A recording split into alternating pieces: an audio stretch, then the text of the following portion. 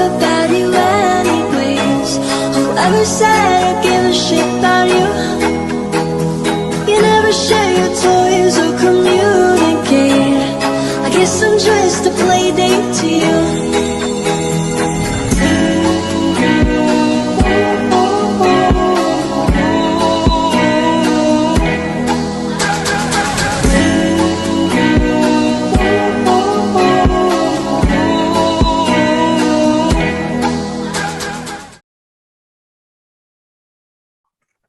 Assalamualaikum warahmatullahi wabarakatuh, anak-anak semua.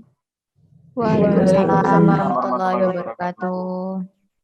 Selamat pagi dan salam sejahtera untuk kita semua. Pagi, Pak. Selamat pagi, Pak Frans. Selamat pagi, Pak. Selamat pagi, Pak. Baik, berjumpa kembali dengan Pak Frans dalam pembelajaran sejarah Indonesia. Sebelum kita lanjut untuk pembelajaran hari ini, Bapak ingin menanyakan kabar dulu. Bagaimana kabar kita semua?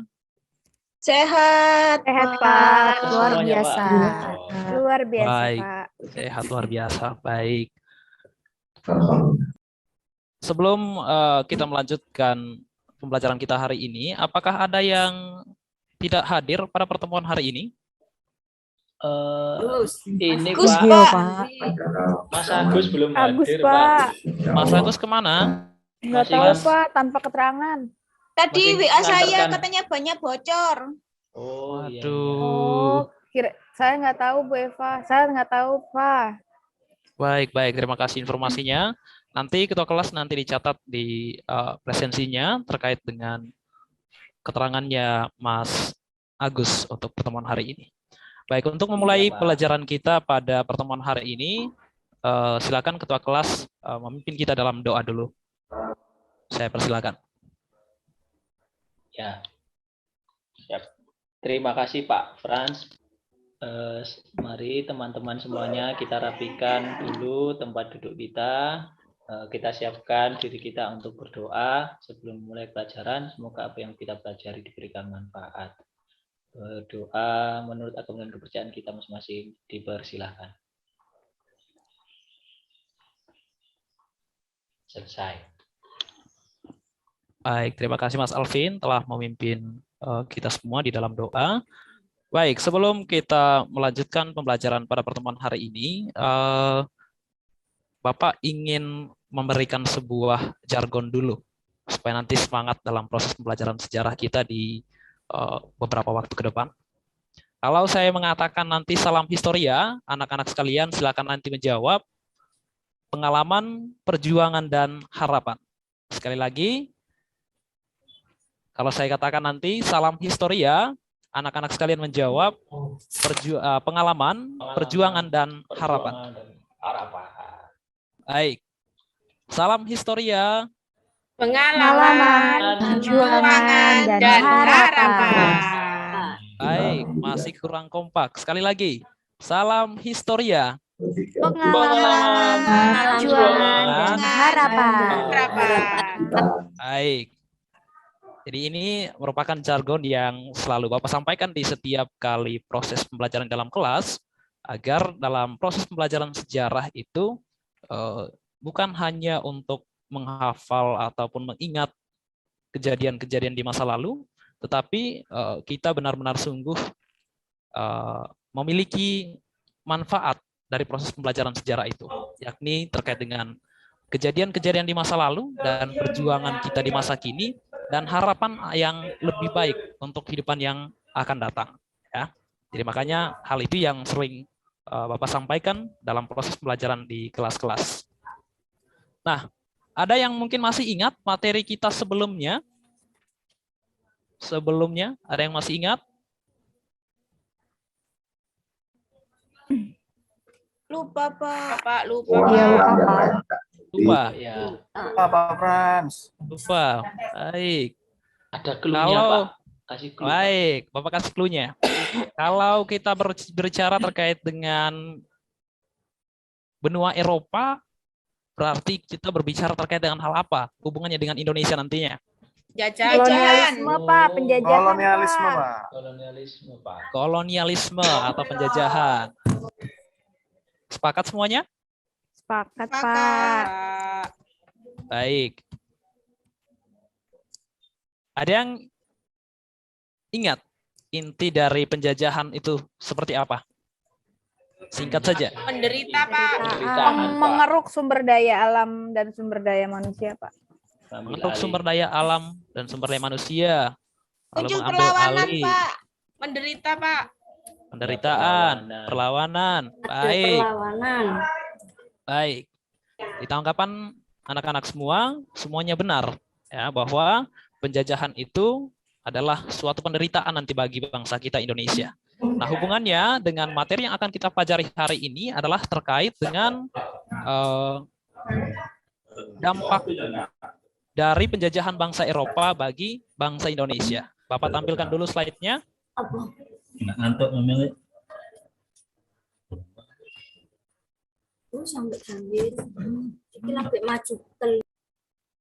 Baik, slide-nya apakah sudah terlihat anak-anak? Belum, Masih Pak. proses, Pak. Masih loading.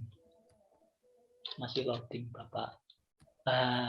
Sudah. Sudah terlihat, Pak. Wah, Baik. gambarnya.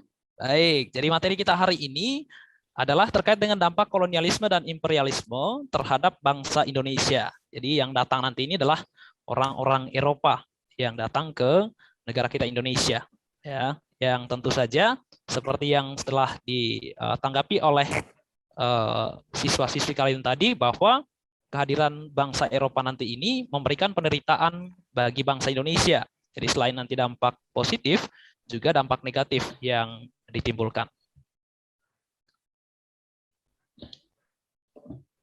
Lalu adapun kompetensi dasar dari materi yang akan kita pelajari hari ini, Mas Alvin bisa dibacakan dulu kompetensi dasarnya. Iya, Pak. Kompetensi dasar 3.3 menganalisis dampak politik, sosial budaya, ekonomi, dan pendidikan pada masa penjajahan bangsa Eropa, Portugis, Spanyol, Belanda, Inggris dalam kehidupan bangsa Indonesia masa kini. Baik, terima kasih Mas Alvin. Jadi itu adalah Sama-sama, kompetensi Pak. dasar yang menjadi dasar nanti dari materi kita mengenai dampak kolonialisme dan imperialisme bangsa Eropa di Indonesia. Lalu untuk indikatornya bisa Bapak minta tolong ke Mbak Reza untuk Siapa? bacakan indikator. Indikator dalam pembelajaran pada hari ini yaitu adalah menganalisis dampak penjajahan bangsa Eropa dalam bidang politik, sosial budaya, ekonomi, dan pendidikan dalam kehidupan bangsa Indonesia. Baik, terima kasih Mbak Reza. Lalu tujuan pembelajaran kita pada hari ini setelah nanti kita mengamati video ataupun membaca bahan ajar, lalu berdiskusi dengan kelompok peserta didik mampu menganalisis dampak kolonialisme dan imperialisme bangsa Eropa dalam bidang politik, sosial budaya, ekonomi, dan juga pendidikan. Jadi ini adalah capaian pembelajaran yang harus dicapai nanti oleh peserta didik sekalian nanti dalam materi dampak kolonialisme ini. Lalu untuk model pembelajaran, media dan bahan dan juga alat yang digunakan dalam pembelajaran pada pertemuan hari ini, modelnya yaitu Problem Based Learning atau PBL, lalu medianya menggunakan video pembelajaran dan juga PPT, lalu bahan ajarnya yaitu berupa bahan ajar atau modul dan juga LKPD, lalu alat yang digunakan ada laptop, smartphone, dan juga proyektor.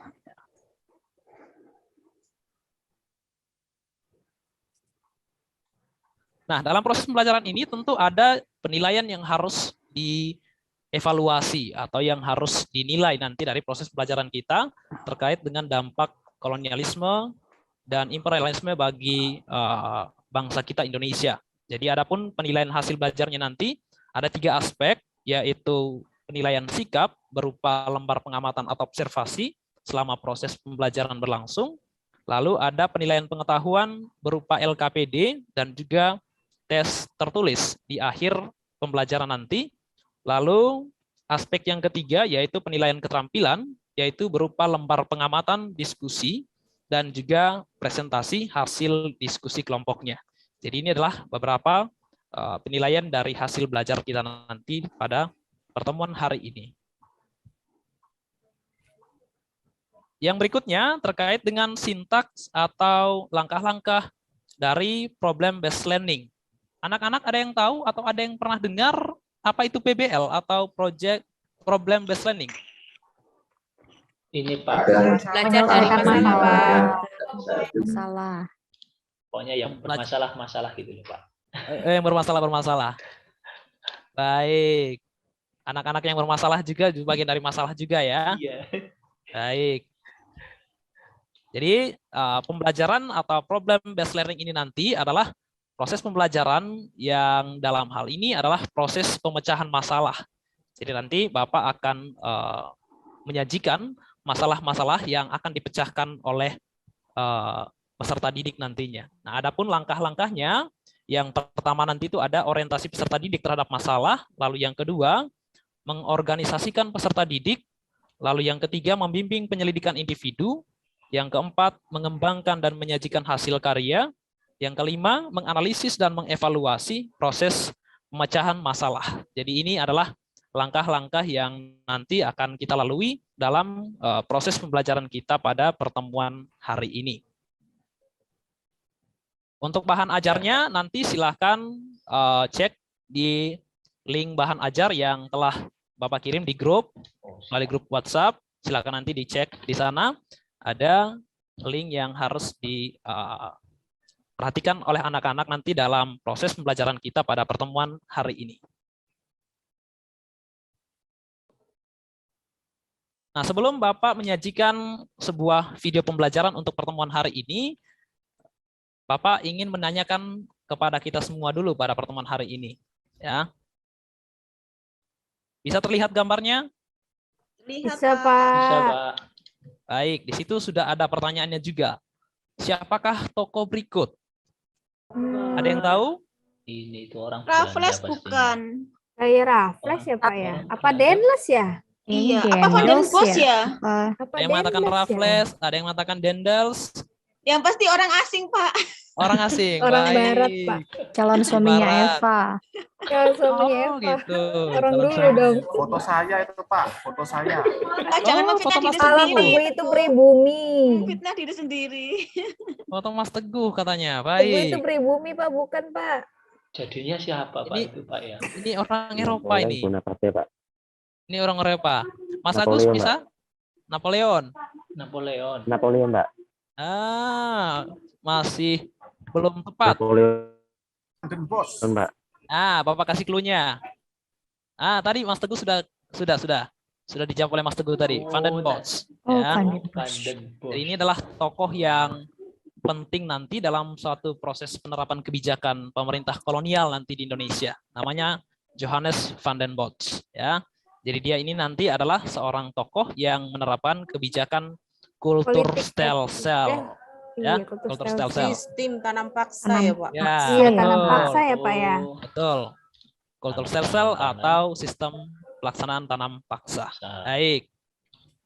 Diingat ya wajahnya nanti supaya nanti tidak salah mengingat lagi, jangan sampai nanti ada yang mengatakan Raffles ataupun Dendels ya. Jadi beliau ini adalah Van den Bosch. Jadi karena memang aura-aura wajah Eropa, jadi hampir persis sama semuanya.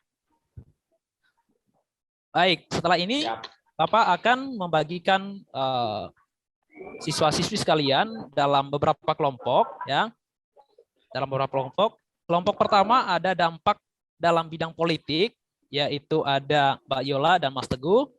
Kelompok 2, dampak di bidang sosial dan budaya, Mas Alvin, Pak Rahma dan Mbak Reza.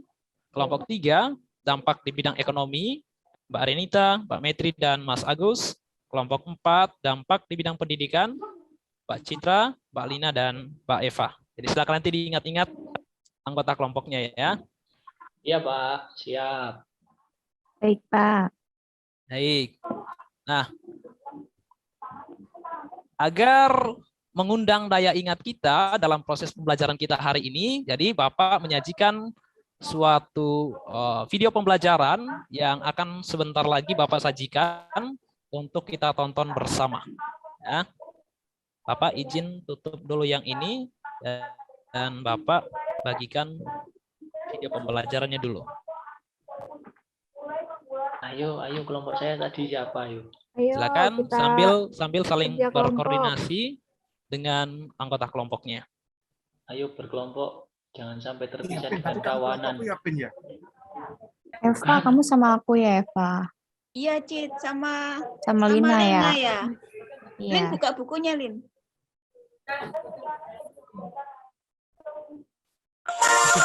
Pemerintah Belanda terus mencari cara bagaimana untuk mengatasi problem ekonomi. Suaranya Berbagai terdengar? pendapat mulai Iya, Bapak. dilontarkan oleh para Ya, pemimpin terdengar. dan tokoh masyarakat. Salah satunya, pada tahun 1829, seorang tokoh Johannes van den Bos mengajukan kepada Raja Belanda usulan yang berkaitan dengan sistem dan cara melaksanakan politik kolonial Belanda di Hindia. Van den Bos berpendapat, untuk memperbaiki ekonomi di negeri Belanda, di tanah jajahan harus dilakukan penanaman tanaman yang dapat laku dijual di pasar dunia. Sesuai dengan keadaan di negeri jajahan, maka sistem penanaman harus dikembangkan dengan memanfaatkan kebiasaan kaum pribumi atau petani, yaitu dengan kerja rodi. Oleh karena itu, penanaman yang dilakukan para petani itu bersifat wajib. Kita, orang Indonesia, menyebut sistem ini dengan nama sistem tanam paksa. Van den Bos menggunakan prinsip bahwa daerah jajahan itu fungsinya sebagai tempat mengambil keuntungan bagi negeri induk. Diibaratkan oleh Baut, Jawa adalah gabus tempat Nederland mengapung. Jadi dengan kata lain, Jawa harus dieksploitasi semaksimal mungkin untuk keuntungan negeri penjajah. Dapat dikatakan, Jawa dimanfaatkan sebagai sapi perahan. Konsep Bos itulah yang kemudian dikenal dengan nama Kalterstelsel atau tanam paksa. Dengan cara ini diharapkan perekonomian Belanda dapat dengan cepat pulih dan semakin meningkat. Bahkan dalam satu tulisan, Van den Bos membuat suatu perkiraan bahwa dengan tanam paksa, hasil tanaman ekspor dapat sebanyak kurang lebih 15-20 juta setiap tahun. Van den Bos menyatakan bahwa cara paksaan seperti yang pernah dilakukan oleh VOC adalah cara yang terbaik untuk memperoleh tanaman ekspor untuk pasaran Eropa. Dengan membawa dan memperdagangkan hasil tanaman sebanyak-banyaknya ke Eropa, maka akan mendatangkan keuntungan yang sangat besar. Raja Willem tertarik dengan usulan dan perkiraan Van den Bos tersebut. Tahun 1830, Van den Bos diangkat sebagai gubernur jenderal baru di Jawa.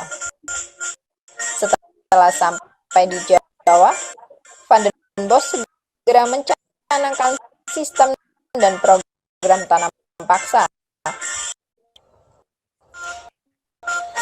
Secara umum, tanam paksa mewajibkan para petani untuk menanam tanaman-tanaman yang dapat diekspor di pasaran dunia. Jenis tanaman itu di samping kopi juga ada tembakau, tebu, dan nila. Secara rinci, beberapa ketentuan tanam paksa itu termuat pada lembaran negara tahun 1834 nomor 22. Ketentuan-ketentuan itu antara lain adalah sebagai berikut. Pertama, penduduk menyediakan sebagian dari tanahnya untuk pelaksanaan tanam paksa. Kedua, tanah pertanian yang disediakan penduduk untuk pelaksanaan tanam paksa tidak boleh melebihi 1/5 dari tanah pertanian yang dimiliki penduduk desa.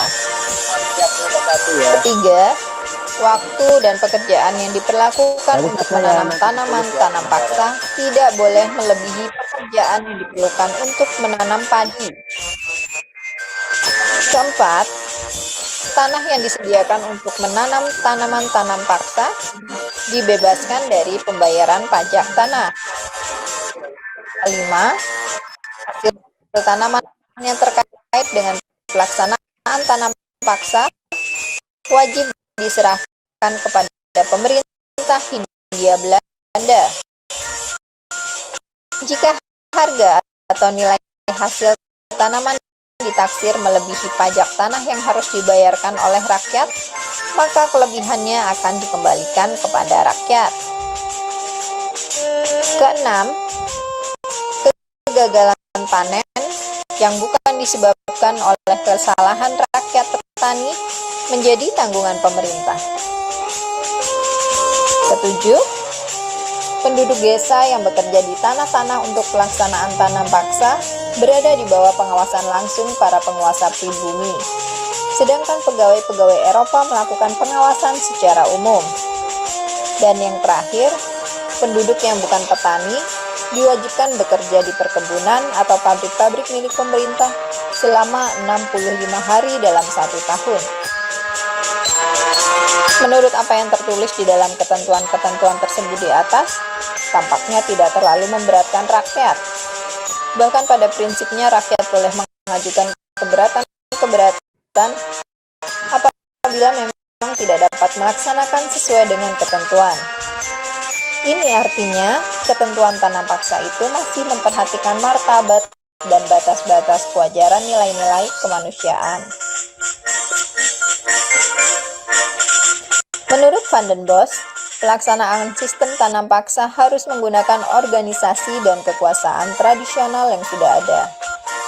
Dalam hal ini, para pejabat bumi putra, kaum priai, dan kepala desa memiliki peran penting. Mereka ini sangat diharapkan dapat menggerakkan kaum tani wajib menanam tanaman yang laku di pasaran dunia. Kekuasaan mereka harus diperkokoh dengan cara diberi hak pemilihan atas tanah dan hak-hak istimewa yang lain.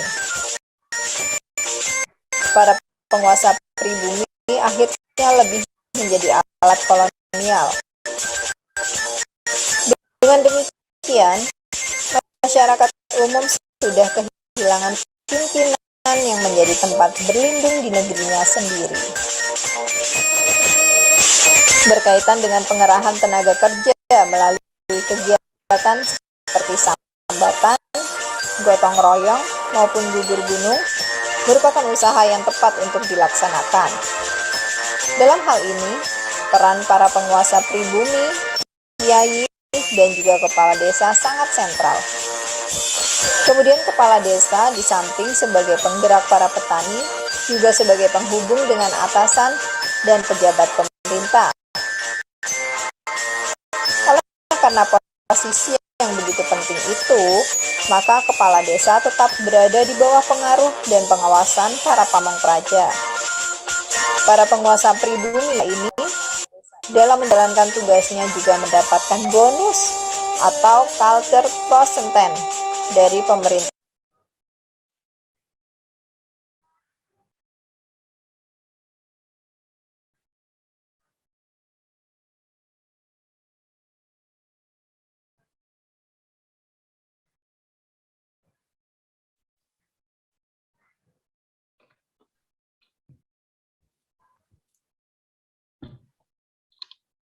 Baik.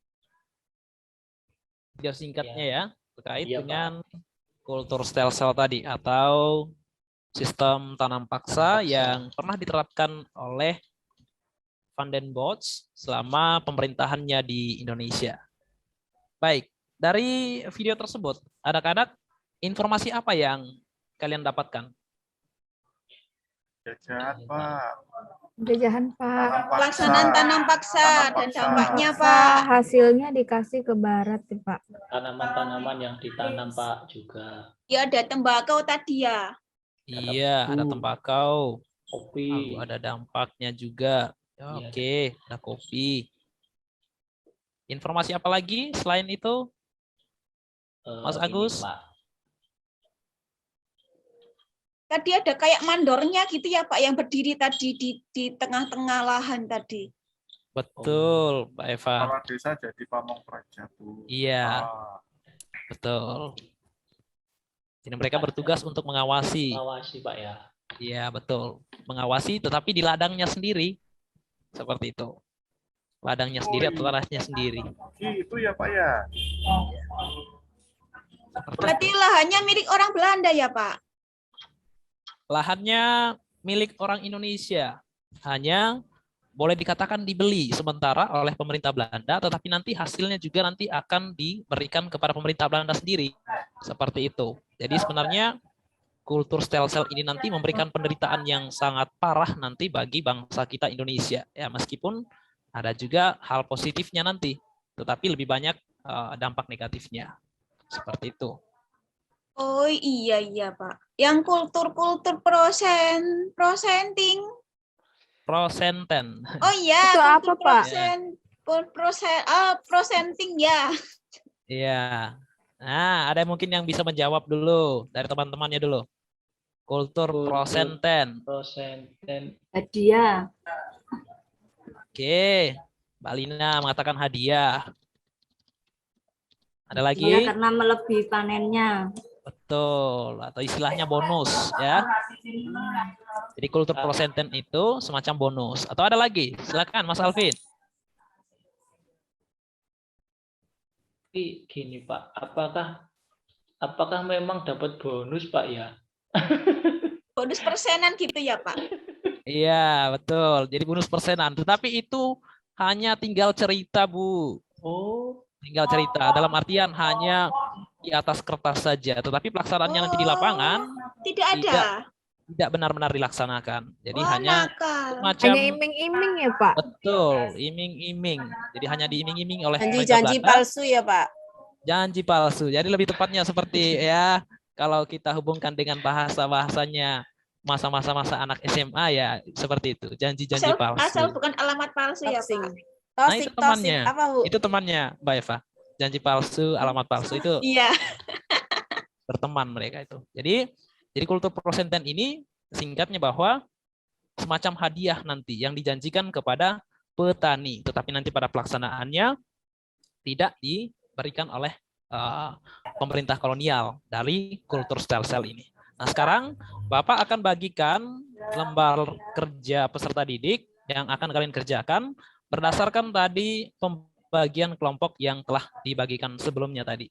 Nah, siap Pak. Oke, Pak. jadi kelompok pertama tadi dalam bidang politik, lalu kelompok kedua bidang sosial budaya, 3 ekonomi, dan yang keempat di bidang pendidikan. Silakan dikerjakan LKPD-nya berdasarkan sumber atau bahan ajar yang tadi Bapak kirimkan di grup ataupun sumber-sumber yang lain. Setelah itu nanti dipresentasikan ya. Iya Pak. Boleh browsing Pak ya? Silakan. Boleh. Oh ya. Yuk kita kerjakan ayo. Itu jangan mabar aja itu. Tadi saya sama Citra kan ya? Ya Citra ya? Ayo, Pin. Ya. Aku nomor 25, Pin. Pendidikan. Baik, Kamu kelompoknya siapa? waktunya saya kasih 3 menit lagi. Iya Pak. 3 menit lagi.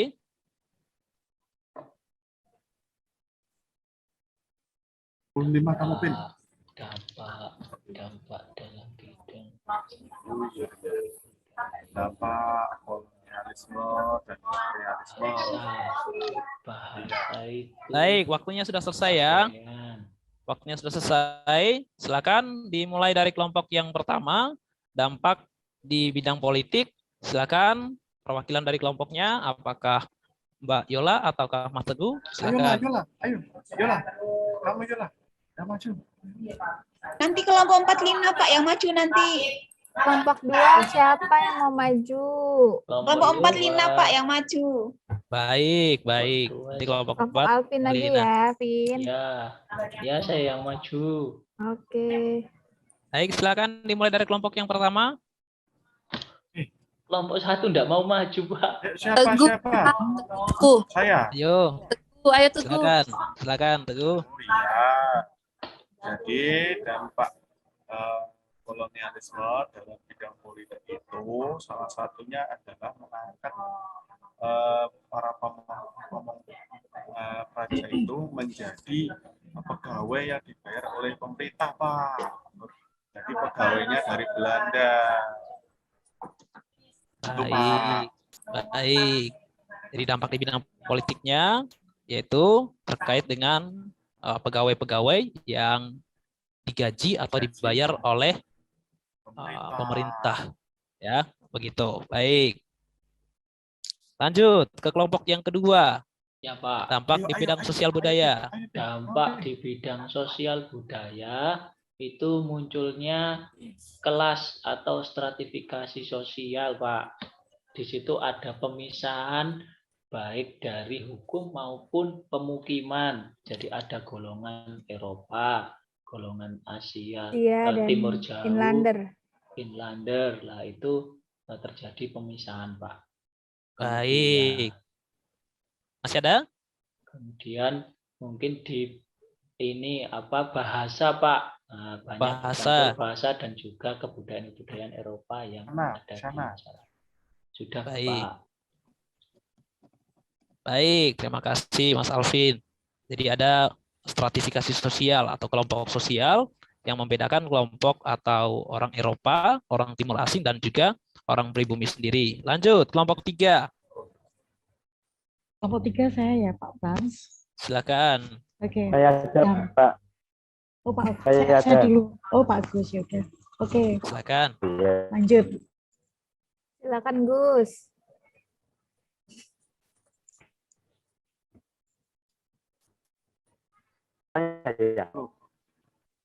Dampak ekonomi dalam Ya, masa pemerintahan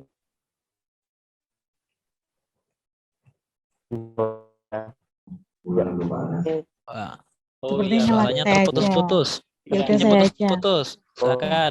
Untuk dampak ekonomi, kolonialisme dan imperialisme yang pertama tentu saja kerja paksa atau kerja rodi, kemudian adanya monopoli perdagangan, yang terakhir perekonomian bergeser dari pertanian menjadi industri perkebunan. Itu Pak Frans untuk garis besarnya. Baik. Terima kasih. Terima kasih Renita. Lanjut ke kelompok 4, dampak di bidang pendidikan. Saya Pak, kalau bidang pendidikan itu ada pembedaan pendidikan. Kalau pribumi yang kelas atas itu boleh sekolah di sekolah Eropa. Sedangkan kalau yang orang desa, pribumi yang paling bawah itu harus sekolah di sekolah desa. Baik, terima kasih Lina. Jadi yang bidang pendidikan sama seperti di bidang sosial, hampir persis sama. Jadi kalau di bidang sosial itu ada kelas sosialnya, kalau di bidang pendidikan pun dibuat pembedaan atau stratifikasi atau strata dalam pendidikannya. Jadi tidak semua digabungkan dalam satu pendidikan yang sama. Baik, terima kasih. Sepertinya benar-benar dikuasai semua terkait dengan materi yang disajikan pada pertemuan hari ini. Nah, sekarang ada yang ingin menyimpulkan materi kita pada pertemuan hari ini? Silakan, ada yang ingin menyimpulkan? Pak, Mas Agus, Pak, mau menyimpulkan. Oh ya, silakan Mas Agus. Silakan Mas Agus, disimpulkan materi kita hari ini dampak kolonialisme dan imperialisme. Ya. Dampak kolonialisme dan imperialisme bangsa Eropa khususnya Belanda di Indonesia adalah terjadi pergeseran di bidang pemerintahan, yakni berubahnya dari sistem kerajaan yang mandiri menjadi kerajaan di bawah pemerintahan Belanda. Dalam bidang sosial budaya, yakni budaya kita menjadi minded atau lebih rendah, merasa minder daripada budaya bangsa Eropa khususnya Belanda. Dan kesopanan dan sebagainya, minuman keras, judi itu merajalela, madon, macet dan sebagainya.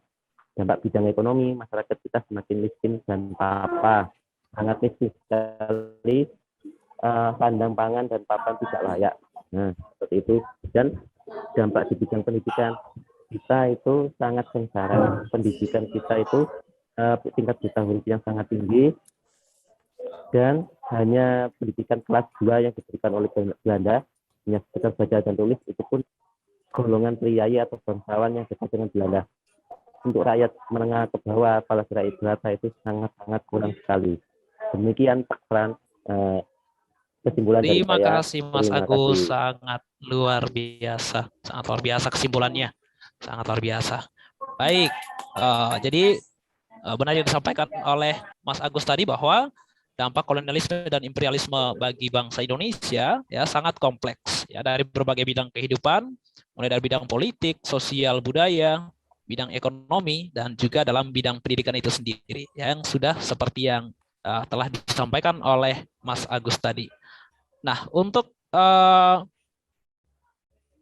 mengetahui atau untuk dapat melihat bagaimana proses penguasaan materi kita pada pertemuan hari ini, maka Bapak memberikan suatu lembar evaluasi yang telah Bapak kirim di grup WhatsApp-nya melalui Google Form. Nah, jadi silakan nanti diisi.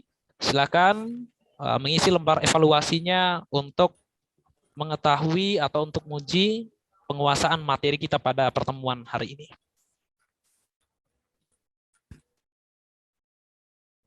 Siap, Pak. Dikasih waktu, Pak, ya. Ya, 2 menit saya kasih waktu. Tambah, Pak. 2 menit.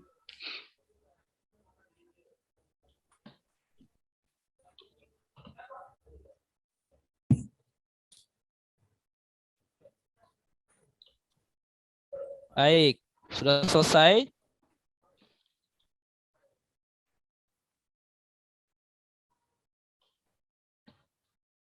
Sudah, Pak. Sudah? Sudah. Baik, bagaimana nilainya? Karena langsung bisa dinilai karena di Google Form, jadi bisa langsung dilihat nilainya. Bagaimana hasilnya? Apakah bagus? Bagus, Pak. Lumayan. Lumayan, Pak. 85, Pak. KKM-nya berapa, Pak? KKM-nya 75. Yeay, lolos KKM saya 80. Baik, luar biasa. Berarti untuk materi kita hari ini terkait dengan dampak kolonialisme dan imperialisme, kalian bisa menguasainya, terbukti kalian bisa menjawab soal evaluasi yang Bapak sampaikan pada akhir pembelajaran pada hari ini. Baik, sebagai penutup untuk pembelajaran kita pada hari ini, kita kembali mengucapkan salam historia. Ada yang masih ingat tadi? Salam historia. Pengalaman, perjuangan, harapan. Baik. Sekali lagi, salam historia. Pengalaman, perjuangan, harapan. Baik. Baik, terima kasih untuk kita semua pada pertemuan hari ini. Dan untuk mengakhiri pertemuan kita pada hari ini, kita tutup dengan doa yang akan dibawakan oleh Ketua Kelas. Silakan, Mas Agus.